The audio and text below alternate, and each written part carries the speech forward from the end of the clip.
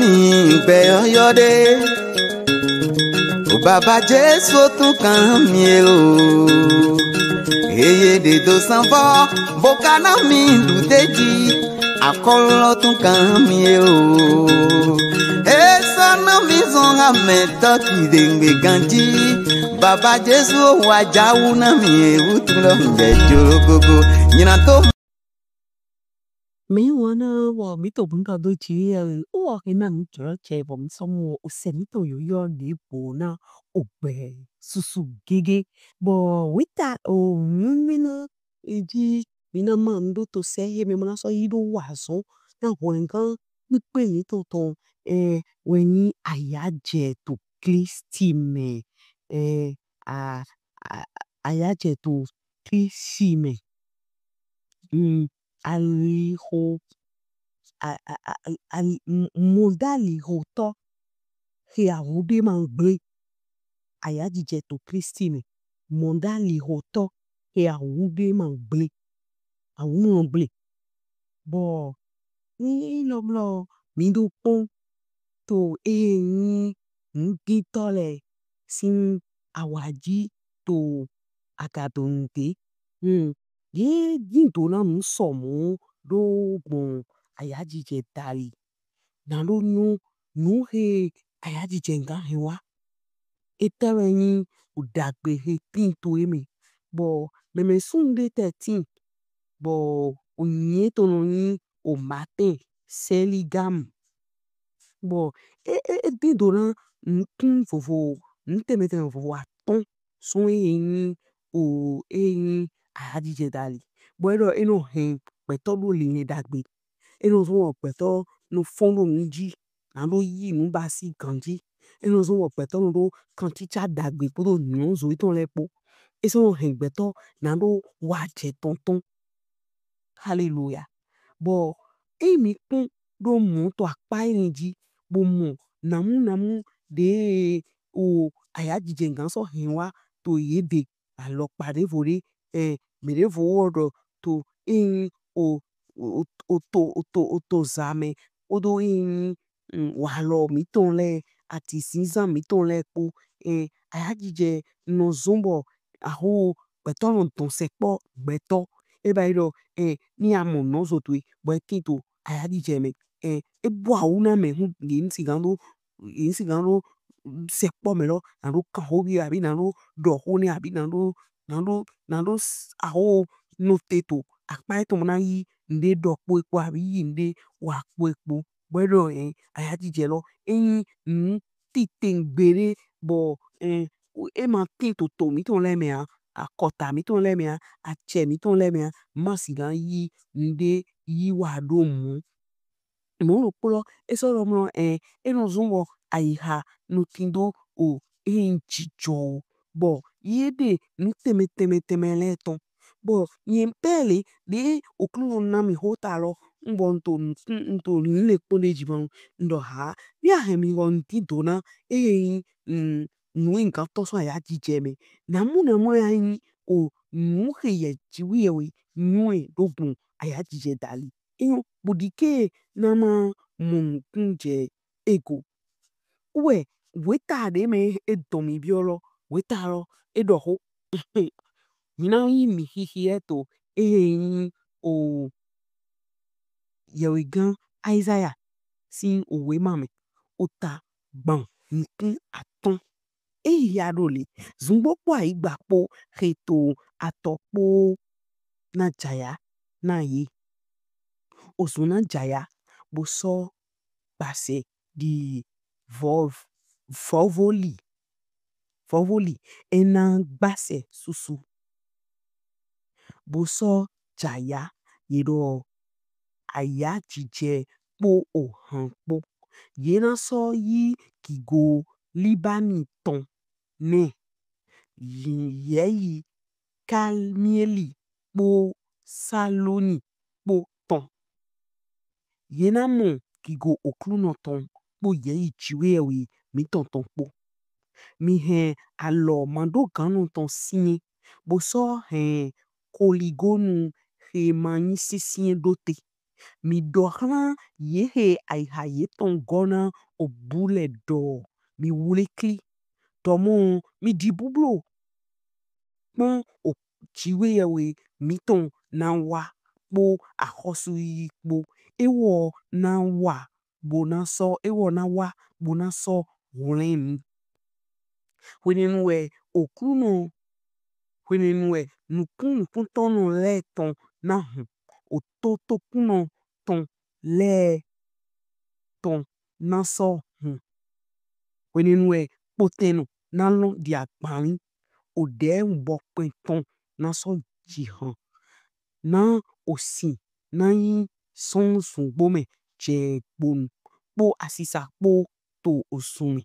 Aigba huhu na lezun tendo. Aigba nublano na zun otosisa.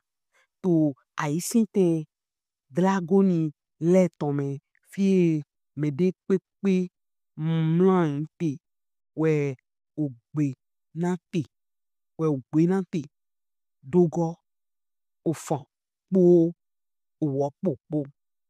Aligbo dopo we na ti to fine po aliho dopo po. Ye na so no yluedo aliho walo wiwe ton. Ma weno de manto na jubmo fine. Ewo na ti heye. Ahisi ali lo ton. Ye tle yin vino. Ye manto na boali eton. Kini manto na ti to fine. Mon kanli me huduto de manto na heji. Ye manto na non. Ye manto na mwe. Na mwe to fine. Shiba me fligole we na non. Si soni to fine. Me fligo okuno ton le na lego. Bo na wa zioni. Ye po ohan po. Ayajije man dopodo na so tinto otayeton. Ye na mon.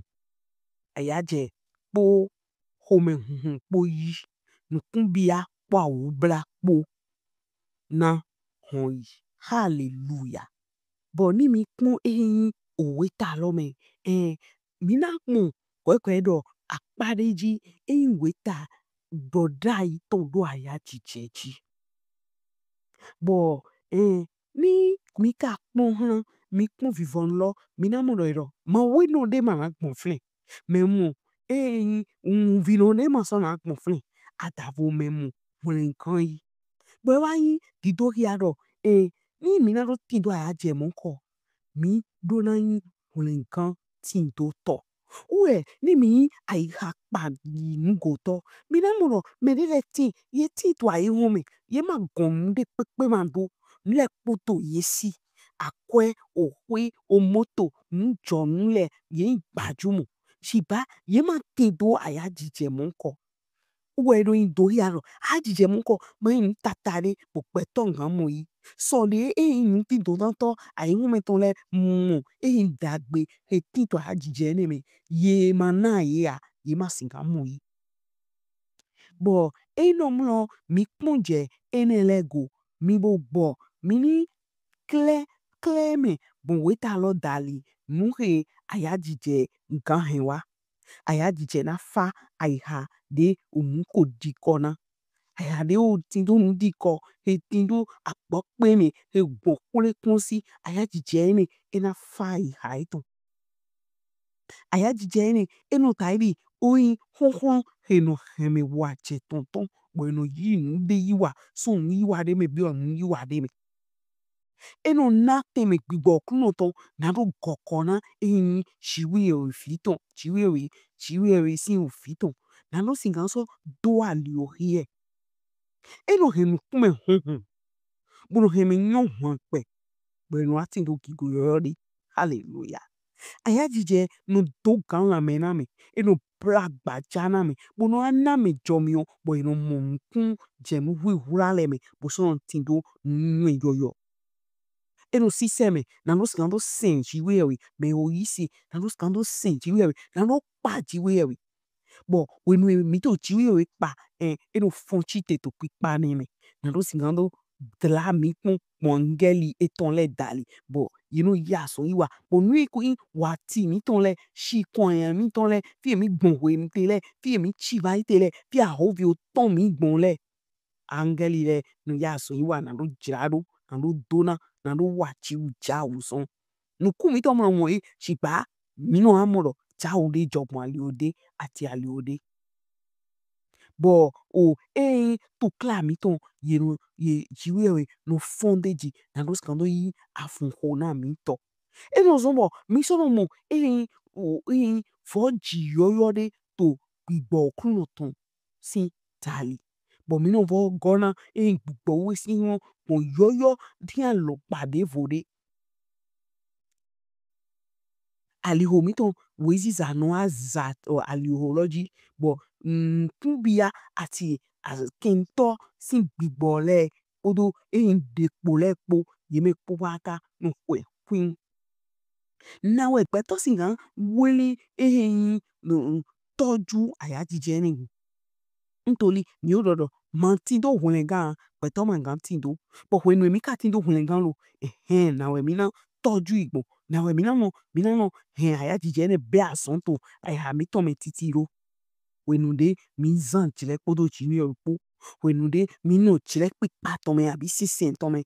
Tude gbigbo ton kokona mi do. Wenu de mi sian bo iwewe bo hia bo droto. Wenu de bigo kuno tondo baik mule. We andu da berewe ena henwa ikatume. Bo ananda eme andu muna go otran andu to kiume. Nero hogwe mi do de icheru. Abi ena kokona we do yi mwe bo nano zotwe. Abi yifo bo ba yi na mi. Hallelujah. Bo wili nanti ena do na we do Jona me yo wale plan na me yo hode kento tue hode nempe doni. Bo ni mi pople poji wenu de mi be tinto mi hunko me na chiwe we basi api mwe na mi na kokona basi ayajije no suto. Hamito me. Bo mi na mo me dile ti yisimu ayajije ne bu. Bo ni edido na dile ti bo do no ayajije e bu. Bo ya ato asonde wa abi achole wa bo abi asude we abi adaside bo imuno tindo ayajije. Nde pepe de ato bi Bible ama tindo ayajije. Abi nde pepe ayi bai bo ama tindo ayajije. E bai do mo ayajije Kristi ton lo bule abi amato mbi basi muhe jiwe we jona we to mvo. Bo nyina kame dino pe nuhe ado yi bai asu ya da asi ya da azonde ano fon una fonzan una yibugo be avo kokpena. Be aje Kristi ton beto fini. Be abano mu George nando kantindo jirepo jiopo. Nando hode nando problem abi nando pa puno we no atino je awa bibia no eno peme. Chiba ni no mo yiba tinto Kristi me nde pepa no hende poa ayajije ro gboro nu aiha meton. Bo ni nwena mi do mi do na ho mi te na ayajije ne ntoli weta he ni hia ayajije ne mi na bi go fly to me wende Kristi na bu a hon to mi tenti to ayi gbaji wenu mi na ton so ro me bo na le ko ayi ba. Bo ni no mlo mi na no tero fle mi o fle no mlo mi no tino wa lo dagbe na do singa no tindo henda iha me ho bo henda iha me ho o se ton lo dugbon ayajije sin weta lo dali tinto ni emia sin o weta o ta chan ton me afo eton anwo nwe sin na to kleun me ntoli ebiga pede ki ban yi de nkan na mi de mi nkan hendo iha me kleun bo ma hun bo ndi do le do na ayaje ebele son mi so yin adino blo na ayaje okruno ton we hun mi ton mi so yin adino blo na ayaje okruno ton we hun mi ton mi gbo ma no tede wo hole abato Jesus sin come mi gondo we na kogo na ya na mi to se yo mi na do si gando ma do yin ayajije to Kristi me e modali hode awumu no ble hallelujah bo mi hode baba mi hode do ran no zo mi ton le lo to Kristi me de ko ran ya jije robo ko he to ni robo to ni egbo kole pon me bo ton so kole pon me bi o pon me yigun awo fi esa de me bi awo fi esa me boya me de ran subu boya me de ran sibu boya vi okudo me de boya me de to awo to zanju to we hode ya nami do mo o se me mi na go waso do ihun kan pe mi to ni we ya je ro to Kristi me hode we ya je ro sin je won ni di yi se lo popo ni di sun lo popo ni di yon lo popo agun fi sun agbin fi pe de ko tinte to ai we grofi mo ingun holy stama handeli aya je to ni mu e to Jesus in come bi boya je to ni vo fun e to yo me to Jesus in come boya mu ke ru na wa ta bi azon de vo de so ponte bo na do kogoran na do George na do skan wa son to na do skan do sin na do skan do zipo epo me ke tele bo so to un hode to in ko Jesus to ko gona gi bo to ni ya so wa ta ha to me na no go kona e ja so da gbe ko na do go kona e je o ajo da gbe ko ma in jre support to esi to Jesus in come o fidere ti bo ya jije ro ho hu ndegbe to in ko Jesus to me ni gogbe na fokun yoyo ni beto Jesus in come asukwa si pole in to clap gbemeto na du na nu manda kapatali efti ya jije ro to esi ye ka tin to Kristi me mo e so to ason to wa bo e ma so tin do ya jije ro ye ma tin do ko pe na o lu shende kete un hode to in ko Jesus Kristi Nazareth ai ha gbogbe ni le ya eri yo gbe yo to Jesus in come ye ni yo sin ogbe yo to Jesus in come adoro me yo nu sava le atoma adoro ni ye yo me renyen chewe na bio ni osi raba shokotolo vinda pa kama santoli mo si renyen na son nawe ma hupon ma ove ma blawe ve ma hu epon na les wan sisa mo na sakaka so egbe ma vo me la soto baba hode uri bi sakata la ba shindebo sun le hetaidi non sa maria tonle non hetaidi non sa maria tonle mande katoli o sintwe baba di ke ni mun to Jesus in come to say me ni yo se yo to na vo fun yo na ya jije to Kristi me na o si beton mande kanda ba santali ni ki kondra ha to me to Jesus in come yo we to akpan ki pen lo kana o gi boto ni diemu na ro gokona e wa debi na is na zo akpan to le poro dewe na skando mo gboje na mo ya je to Kristi me veli sokoto lo shatali mo anson le na so gbo mo bibra le na so intuntun kanda pasoko shatali vale koto livazi vinda bahando lo sotoli ndondo entoli abasi baba ki gopi pale pona se bo doa cheji to Jesus ni come nkoderote ni she ayi mede ndo igbodo eton wata utureje bo anotron analyse de me si ogbo kru no ton me awutu ayaji je Kristi ton e vodo ntori ahenle pusu podo ayame we jaye we no leko so yin to kla to eleme bo na bi oho to mo la wo dun sa ko si an to afoligbe Kristi ton don wa zo to kla chero debi nzo analyse le polo debi bo di o han pi patone bo ta o han pi paton no nawe papa abi si Kristi ton no nawe papa abi o témoignage de grand nawe papa sin to flen si a igba ro flen to a dos en pas bo sobo si bo si ni bu ani dam de bo dam no ndi nu to ande unro cha o de jo ntoli an ba analyse wo we ma so mu to kla loba to Jesus ni come ma so inu kohun kan mi ndodo chi bo so ndodo me da ho Kristi Jesus ton e so yi o jire bi ton o se yo de wo me na mi ma mi ton Kiko kuno ko iwe tondo sanvola mi jejoro koko iwe tondo sanvola